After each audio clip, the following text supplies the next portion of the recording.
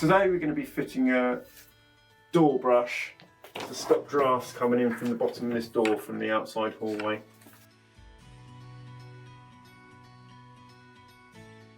Door brushes come in a set length which is wider than your average door, so they need to be cut down before they're fitted. So the first thing to do is to measure the bottom of the door.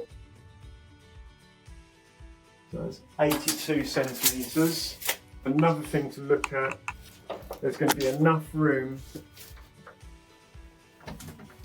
for the door brush to be here so that it won't obstruct the door opening properly. Yeah, and there is.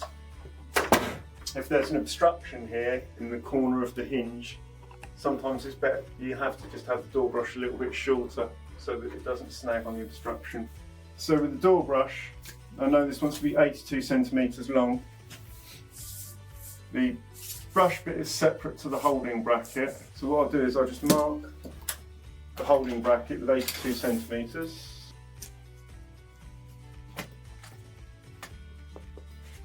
Right. So you've got approximately a centimetre or so to cut off the end. I'll show you how to do that. When it comes to cutting it, it's best to do it in two stages, the plastic backing and the brush separate. So I'll withdraw the brush back a little bit. These would be like sheet metal cutters, but I find them quite useful for cutting it.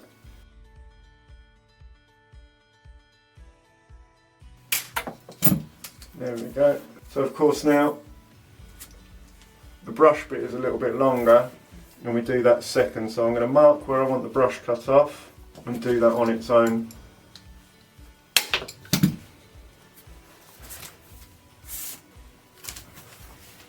And then the next stage, sometimes they come with screws, sometimes they come with nails.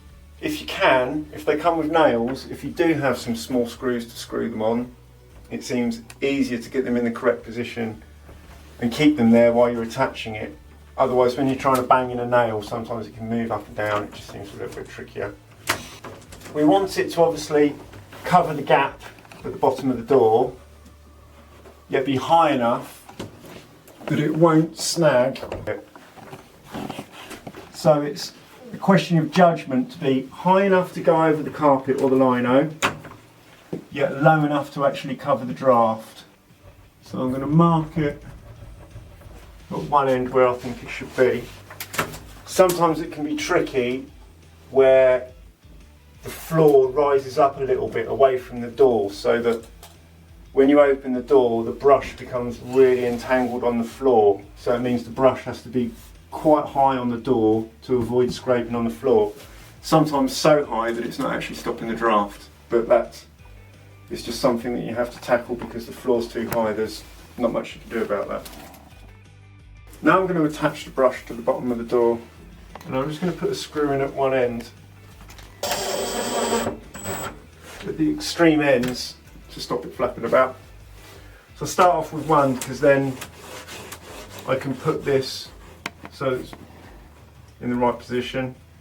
I'm using the smallest screws that I can use, these little 12mm screws, as long as they're smaller than the width of the door. So I've got the screw at either end, and then just screws in the pre-drilled screw holes. And again, I'm going to put one on the extreme ends because you don't want this catching things and flapping about. There's not a pre-drilled hole there, you're just going to drill straight through the plastic. Now if you'd been nailing this, it's easier perhaps to go through the pre-drilled holes in the door brush first and then make a little hole at the end with a brad or a small drill bit and then put the nails in the extreme ends. And as well, contrary to popular belief, you can screw into a plastic door as well. So if you've got a plastic door, you can still do it. And there's a door brush. Let's just do double checking that the door opens.